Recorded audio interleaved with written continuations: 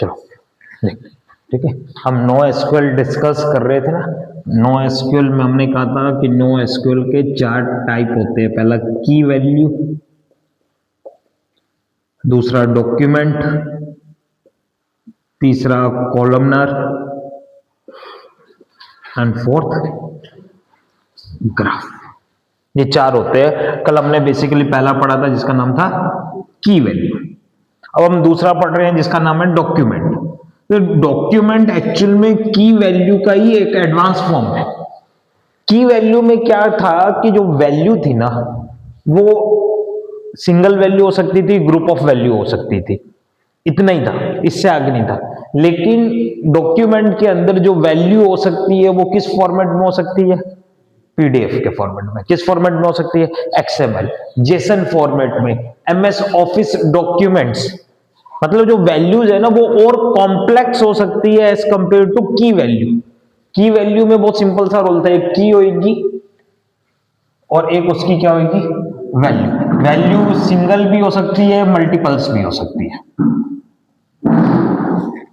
Multiples में होते हैं। लेकिन यहां पे जो वैल्यू है ना वो बहुत सारे अलग अलग फॉर्मेट्स में हो सकती है। जेसन फॉर्मेट में हो सकती है। लाइक की का नाम है 101 और वैल्यू है ID colon 101 comma name colon pen drive comma category colon bracket start cat 1 colon electronics cat 2 colon this something like this. ये जो मैंने फॉर्मेट लिखा है ये कौन सा फॉर्मेट है?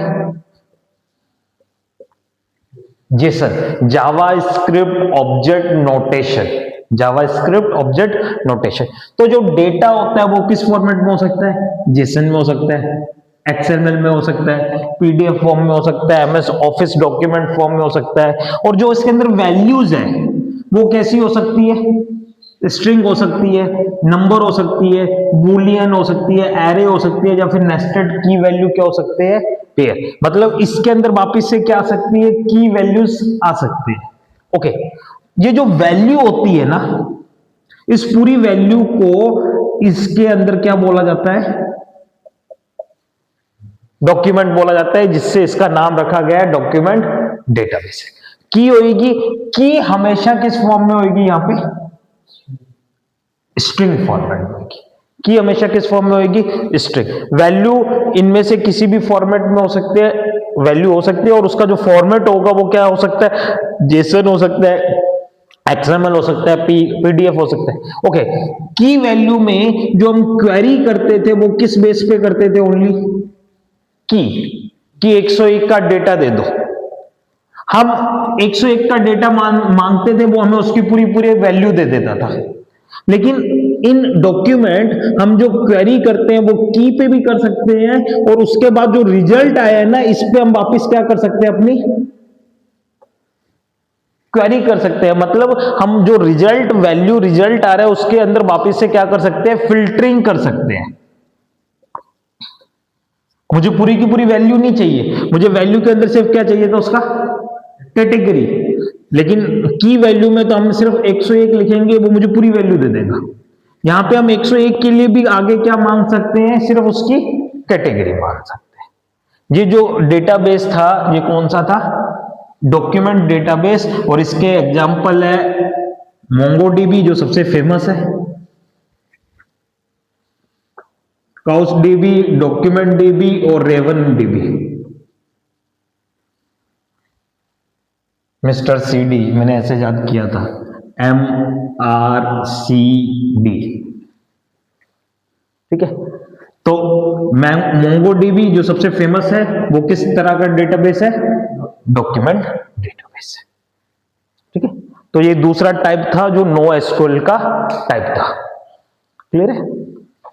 नोट्स में मैंने लिखे हुए सारी चीजें, नोट्स में एक ये पॉइंट नहीं लिखा हुआ कि डॉक्यूमेंट डेटाबेस में वैल्यू पर भी क्या लगा सकते हैं? हम क्वेरी लगा सकते हैं। ठीक है, जो इसको की वैल्यू से क्या बनाती है, अलग बनाती है। सिर्फ एक ये पॉइंट नहीं लिखा हुआ था, बाकी सारे पॉइंट नोट्स में लिखे हुए हैं। तीसरा है कॉलम।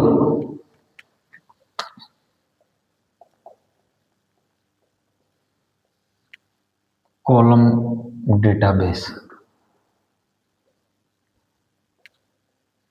कॉलम डेटाबेस, ठीक है। इसको एक और नाम भी दिया जाता है wide column store database.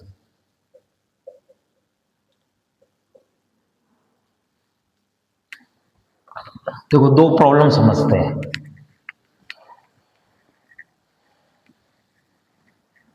Suppose मेरे पास एक रिलेशनल डेटाबेस है, this is my relational database, A B C D, A1 B1 C1 D1 A2 B2 C2 D2 ऐसे करके मेरे पास बहुत सारे रिकॉर्ड है, A100 B100 C100 and D100। Relational database always read data in form of records या रोज। अगर आपने लिखा सेलेक्ट बी फ्रॉम, जो भी इस टेबल का नाम था टेबल, तो वो पहले इस रिकॉर्ड को पढ़ेगा और उसमें से क्या लिखा आएगा, B1, फिर इस रिकॉर्ड को पढ़ेगा उसमें से क्या लिखा आएगा, B2, फिर इस रिकॉर्ड को पढ़ेगा उसमें से क्या लिखा आएगा, B3 एंड सो ऑन। लेकिन अल्टीमेटली इसको सारे के सारे रिकॉर्ड क्या करने पड़े, पढ़ने पड़े ना। ये बाकी इंफॉर्मेशन इसके काम की नहीं थी, लेकिन फिर भी इसको पूरा रिकॉर्ड पढ़ना पड़ा, तो ही तो वो क्या आएगा, नेक्स्ट रिकॉर्ड पे आएगा। कहां पे आएगा, नेक्स्ट रिकॉर्ड पे आएगा। इंटरनली रिलेशनल डेटाबेस में अगर मैंने कोई भी इंडेक्सिंग नहीं करी, जिसको आप बोलते हो सिक्वेंशियल एक्सेस, कौन सा एक्सेस, सिक्वेंशियल, वो कुछ ऐसा होता है कि जो पहले रिकॉर्ड होता है ना, उसके लास्ट में एक पॉइंटर होता है जो किसको पॉइंट करता है, दूसरे को। दूसरा रिकॉर्ड किसको पॉइंट करता है, तीसरे को। तीसरा किसको पॉइंट करता है, चौथे पे। और जो लास्ट रिकॉर्ड होता है वो कुछ ऐसा होता है जिसको आप बोलते हो ग्राउंडेड। ग्राउंडेड का मतलब this is the last record. और रियलिटी में यहां पे क्या आता है, मतलब यहां पे आगे कोई भी रिकॉर्ड नहीं है। तो हम पहले रिकॉर्ड से दूसरे पे, दूसरे से तीसरे पे, इस तरीके से जाते हैं। कैसे, रिकॉर्ड वाइज या रो वाइज, एक ही बात है। लेकिन अगर कुछ ऐसा तरीका होता कि हम इसको कैसे पढ़ सके, कॉलम वाइज, तो मेरे को डायरेक्टली मैं पूरे के पूरे इस कॉलम को क्या कर लेता, एक साथ रीड कर लेता ना। मतलब मेमोरी में ये डेटा ऐसे होता, सबसे पहले ये होता A1 A2 A3 A4 से लेके A100 तक। फिर ऐसा होता B1 B2 B3 से लेके B100 तक। फिर C के लिए होता, फिर तो पहले ये पूरा इसको रीड करता, फिर जब इसको रीड करता तो मुझे B की सारी वैल्यूज क्या मिल जाती, एक साथ ही मिल जाती ना।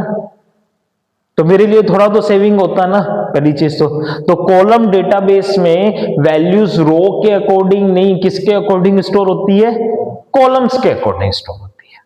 वैल्यूज रो के अकॉर्डिंग नहीं, किसके अकॉर्डिंग होती है, कॉलम के। तो देखो पहला पॉइंट मैं वही लिख रहा हूं, कॉलम डेटाबेस में वैल्यूज रो की जगह कॉलम के अनुसार स्टोर होती है।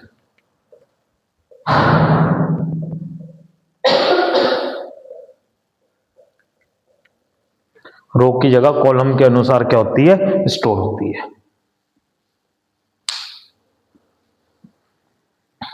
ठीक है, ये डेटाबेस एक स्पेशल टाइप का स्कीमा यूज करता है, टाइप का स्कीमा यूज करते हैं, जिसे कॉलम स्कीमा कहते हैं।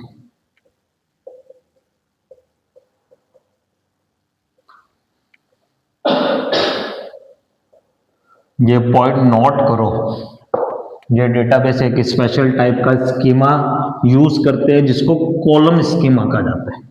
और कॉलम स्कीमा कैसे होता है, देखो ये कुछ ऐसा स्ट्रक्चर होता है।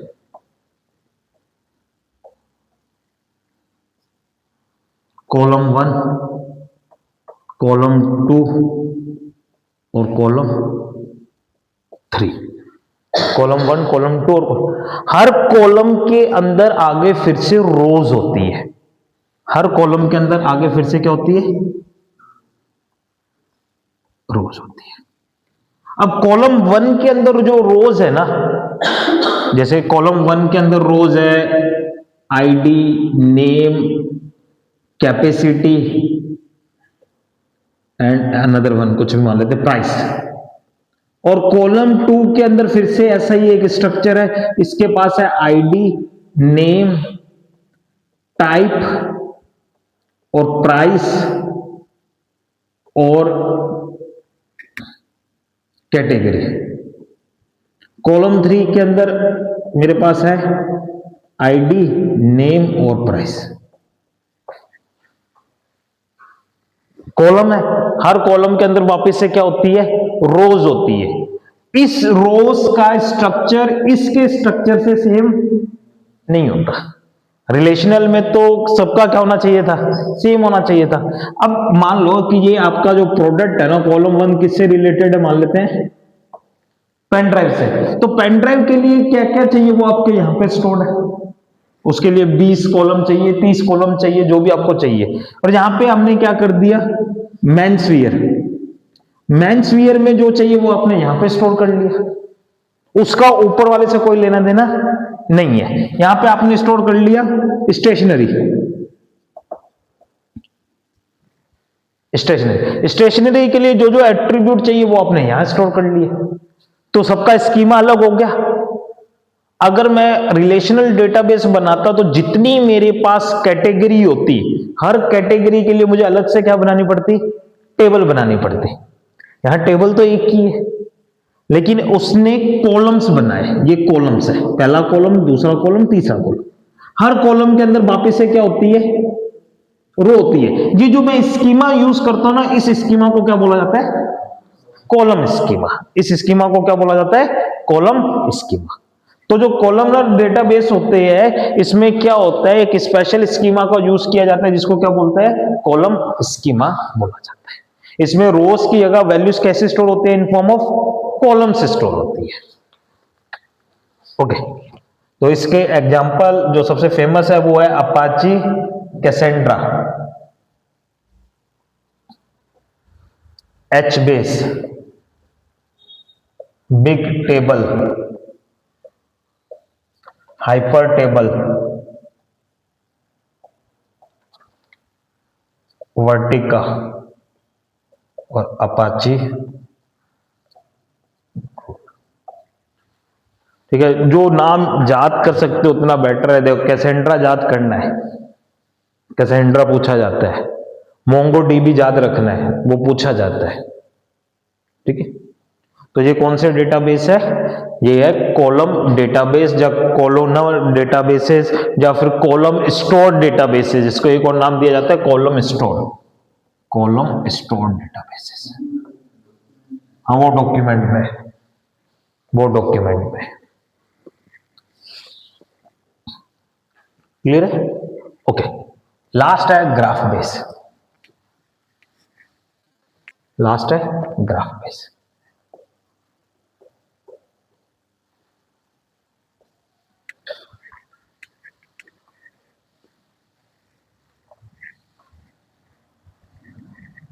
ग्राफ में बेसिकली क्या होते हैं? नोड्स होते हैं और एजेस होती है।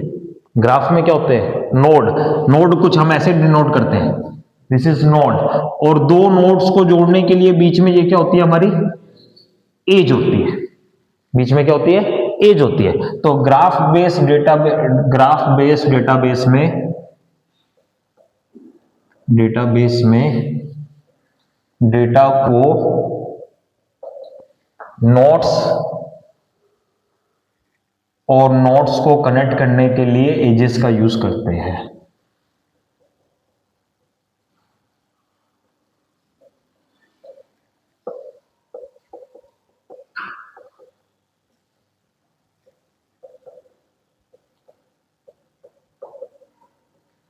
नोड्स को कनेक्ट करने के लिए एजेस का यूज करते हैं। लाइक ये मेरा कोई फेसबुक यूजर है, इसने कोई ट्वीट किया, ठीक है। अब उस ट्वीट का क्या क्या, इस ट्वीट के लिए आप क्या स्टोर करना चाहते हो? उसका टाइटल क्या है, उसका डिस्क्रिप्शन क्या है, उसमें किस किस को टैग किया हुआ है। जो भी इस ट्वीट के लिए, अगर मैं इसको फेसबुक मान लूं या ट्वीट की, अगर इसको मैं मान लूं पोस्ट, तो उस पोस्ट का क्या टाइटल है, उसका कितना कंटेंट लिखा हुआ है, उसमें आपने किस किस को टैग किया हुआ है, वो सारी डिटेल इस एज के लिए, सॉरी इस नोड के लिए क्या कर ली जाएगी, स्टोर कर। एक तरह से ये मेरा टेबल का नाम हो गया और ये उस टेबल में स्टोर्ड डेटा हो गया। और ये ट्वीट किससे रिलेटेड है, इस यूजर से रिलेटेड है, तो इन दोनों को किससे कनेक्ट कर लिया, इस एज से। ये इस यूजर की जो डिटेल होगी, लाइक उसका यूजर आईडी क्या है, उसका नेम क्या है, उसका अकाउंट नेम क्या है, फेसबुक अकाउंट नेम क्या है, नंबर ऑफ फ्रेंड्स कितने हैं। यहां पे मैं एक और बना देता हूं, फ्रेंड्स। इस फ्रेंड्स के पास क्या क्या होगा, नंबर ऑफ फ्रेंड्स कौन कौन से हैं। ये जितना भी डेटा होगा वो कैसे स्टोर होगा, एक ग्राफ की फॉर्म में होगा। ग्राफ में क्या होते हैं, एजेस होते हैं और नोट्स होते हैं, ठीक है। तो इससे ज्यादा नहीं करेंगे, सिंपल एग्जांपल लिख लो, Neo4j ब्लेज ग्राफ, टाइटन, फ्लॉपडीबी। इसका मैंने रेफरेंस लिया हुआ है सुमित्रा अरोड़ा की बुक, 12th क्लास की बुक है पाइथन की। पढ़ी है किसी ने? कोई सीबीएसई बोर्ड से पास आउट हो? सीबीएसई बोर्ड में बुक चलती है सुमित्रा अरोड़ा की, बहुत क्लासिक बुकें आती है इसकी, ठीक है। उसकी पाइथन की बुक में नो एसक्यूएल का टॉपिक है। मैं आपको बुक के पन्ने शेयर कर दूंगा अगर आप और डिटेल में पढ़ना चाहते हो तो। क्लियर है? तो इतना बहुत है हमारे लिए, क्योंकि लास्ट टाइम भी क्वेश्चन कैसे है, इनमें से कौन सा, एक तो नो एसक्यूएल क्या होता है, और इन 4 ऑप्शन दिए थे, इनमें से कौन सा नो एसक्यूएल का डेटाबेस नहीं है, यही ऑप्शन थे। हाँ, एक तो नाम याद रखना है और एक टाइप याद करना है, फुल फॉर्म याद करनी है। नो एसक्यूएल की फुल फॉर्म क्या होती है, स्कीमा लेस होता है। सबसे इंपॉर्टेंट चीज जो याद रखनी है वो क्या है, इसके इनमें से स्कीमा लेस डेटाबेस कौन सा है, या नो एसक्यूएल की क्या खूबी है, विशेषता क्या है, तो उसका है कि इट इज स्कीमा लेस, इसमें कोई स्कीमा नहीं होता।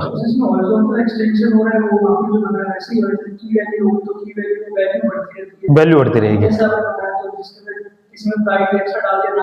हाँ ऐसे नहीं बढ़ा रहे।